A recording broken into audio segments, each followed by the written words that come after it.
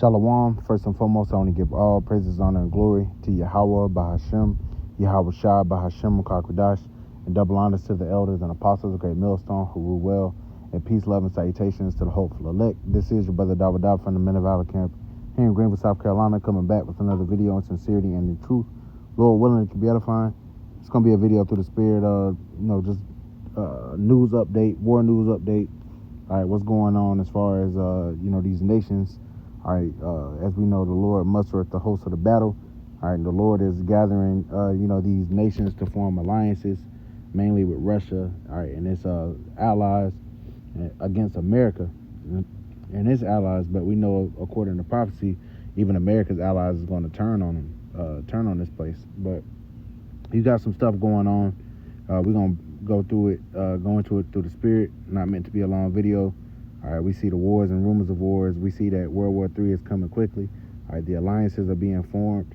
All right, and, Russia's not backing down, all right, as according to prophecy. So let's get into it from zerohas.com. It says NATO kicks off massive Baltic drills as Biden affirms U.S. weapons now being used inside Russia. And Russia is now, like the brother Shakan was going into, Russia is now openly considering America as to be an enemy. Right, at first it was like a proxy, but now they saying that they're allowing Ukraine to use American missiles, inside Russia, right, to attack Russia. So let's get into it. It says in the shadow of the Russia-Ukraine war, and right next door, NATO has kicked off its massive annual military exercises in the Baltic Sea. Baltic Operations 24 is about to be in full swing, kicking off formally on Friday, and involves over 9,000 personnel and more than 50 ships and 85 aircraft comprising 20 countries. Crucially, NATO's newest admittee, Sweden, is part of the drills as a full member state. The Kremlin is watching closely given the obviously surging regional tensions, which has increasingly seen all of Europe put on a war footing.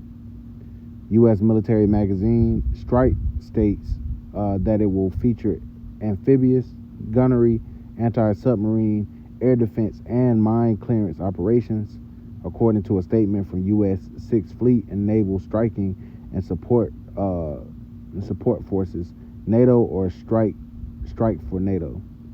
Explosive ordnance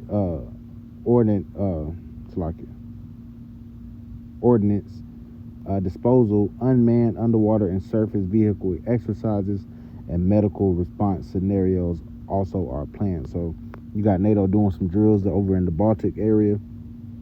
You have even its newest member, Sweden, taking part, right? It says to be expected, the exercises are being led to by the country which has from the start dominated NATO's course and strategy, the United States. And this is also fulfilling prophecy, because this is the whore. America is that whore that setteth upon the beast, and the beast is NATO and the EU, right? So this is very important news, right? You got to understand who NATO is and its role concerning end time prophecy, right? It says the naval forces Europe, Africa, Sixth Fleet, and commanded by Strike for NATO, headquarters in Oeiras, Portugal, having charge over the operations. There have been a series of similar major drills since January, but this one comes as U.S.-Russia tensions have reached a new height, given the Biden administration's recent green light for Kyiv to use American weapons to strike inside Russian territory. President Biden himself has finally affirmed that essentially, yes, U.S. weapons are now being used against Russian soil. He said this in an interview in so many words, limited to within near Russia's borders. It says, so it's, parentheses. It says, while in Normandy, France, for D-Day commemoration events. So he's basically, saying, hey, and Russia isn't going to take too kindly to that. And actually, this is what Russia has going on. All right, also from Zero Hedge. All right, it says Russian warships steam for Caribbean as Ukraine tensions go global, right? So they coming, they pulling up over in this area, all right, on this side, this hemisphere. It says, in a show of force, perhaps prompted by President Biden's authorization of Ukrainian strikes inside Russia using U.S. weapons, a group of Russian warships is en route to the Caribbean. A senior U.S. official have told McClarty and the Miami Herald. White House officials alerted members of Congress to the Russian move on Wednesday. The deployment signals Russia's capacity to operate globally while still fully engaged its third year of war in Ukraine. This is about Russia showing that they are still capable of some level of naval power projection, the official said. We should expect more of this activity going forward. In March, Ukraine claimed it had either sunk or disabled a full third of Russia's ships in the Black Sea. CBS News reports that long-range Russian bombers will rendezvous with the ships for combined naval and air maneuvers. So they doing their own drills, but they doing it over here. Such exercises are not without precedent. Russia conducted similar combined arms Caribbean maneuvers in 2019 and had a streak of sending ships into the Western Hemisphere at least annually from 2013 to 2020. Following the summer exercises, Russia is expected to engage in a worldwide naval exercise this fall, sources tell CBS. The Pentagon is tracking a handful of ships and support craft that are expected to reach Caribbean waters in the upcoming weeks. U.S. analysts speculate that the flotilla will make port calls in both Cuba and Venezuela. Cuba's likely relishes the opportunity to host the Russian warships. So basically they're over here, and this is in a response of, the NATO drills and whatnot. So everybody's getting ready. Everybody's sharpening their swords, getting ready, all right, as the Lord commanded. So let's get into this. This is Revelation chapter 11 and verse 14. The second woe is past, and behold, the third woe cometh quickly. And the scriptures prophesy about three major world wars that would take place. All right, the first and second one have already come to pass, and it says the third one cometh quickly. And we see already the lines drawn in the sand when it comes to the alliances.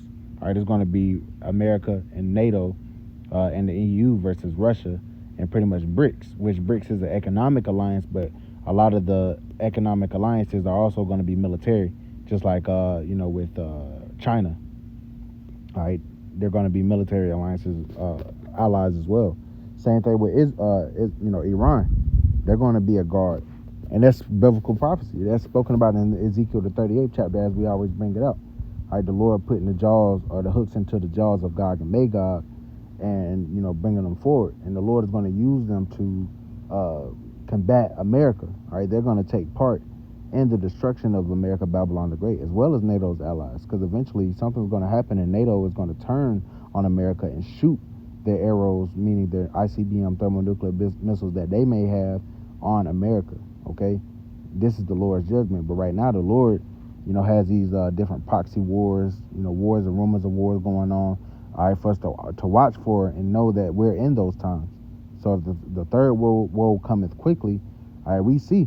And I've been hearing certain Russian officials say that we're already in World War III. All right, the missiles just haven't flown yet, because we know World War III is going to be fought a little different. Let's get that. In Isaiah the 9th chapter.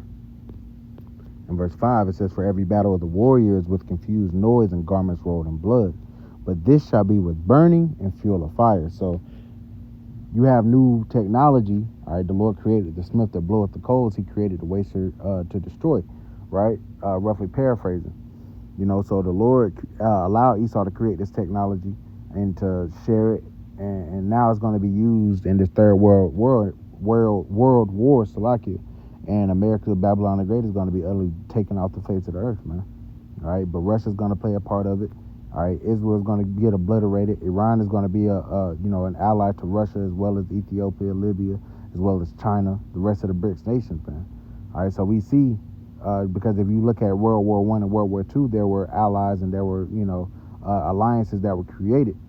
There was a lot of jumping around and whatnot, but it starts with these small alliances that grow bigger And then when something pops off, all these different nations gets pulled in, and that's what makes it a world war. All right, so that's what we're seeing. And the Lord will get this is bringing them and having them get ready. All right, with these different naval drills and whatnot. All right, tit for tat, so to speak. All right, it's soon as not going to be drill. Soon it's going to be actually combat. So this is Joel chapter 3 and verse 9. It says, proclaim ye this among the Gentiles. Prepare war. Wake up the mighty men. Let all the men of war draw near. Let them come up. Beat your plowshares into swords and your pruning hooks into spears. And let the weak say, I am strong. So this means that, they're putting all their money into their military efforts. All right, building warships, building missiles, building artillery, training up the men. All right, having these different drills. All right, let the weak say I'm strong. So because America was the big bad bully for a long time, but now you have Russia and China basically standing up and saying, hey, hey, we here too. Verse 11, it says, assemble yourselves and come, all ye heathen, and gather yourselves together round about. Thither cause thy mighty ones to come down, O Lord. Let the heathen be wakened, and come up to the valley of Yahweh Shaphat, for there will I sit to judge all the heathen round about. And it says, put ye in the sickle, for the harvest is ripe. Come get ye down, for the press is full, and the fats overflow, for their wickedness is great. Multitudes in the valley of decision, for the day of the Lord is near in the valley of decision. So that's that Middle East, what they call the Middle East region, the Levant, where the Lord is going to gather all these troops. But right now, you got NATO in the Baltic. You got Russia sending ships all the way and having drills over here in the Caribbean, which is below America. All right, basically in America's backyard, just like a NATO and America have been doing in Russia's backyard. That's the whole purpose of them wanting to, basically supporting Ukraine, because they wanted Ukraine to join NATO to be able to have those missiles and whatnot right on Russia's border. And Russia's like, we're not going for it, So it started off as something small, but now, all right, they're still fighting. All right, there hasn't been any peace, and now Biden has basically come out and said, hey, we've given Ukraine the okay to use missiles that we make over here in America, all right, the top of the line, on Russian territory, and Russia's not going to take too kindly to that. So there is no peace coming. There is no peace talks. There's not going to be any treaties, and this thing will go nuclear, but not before the MOTB is pushed throughout the world. All right, but we see that the Lord is moving on our behalf very much so, and gathering these different alliances, for that day of judgment, because World War III, hey man, we right up on it. And we know it's not gonna take years for it to go nuclear. All right, it's gonna be pretty quickly.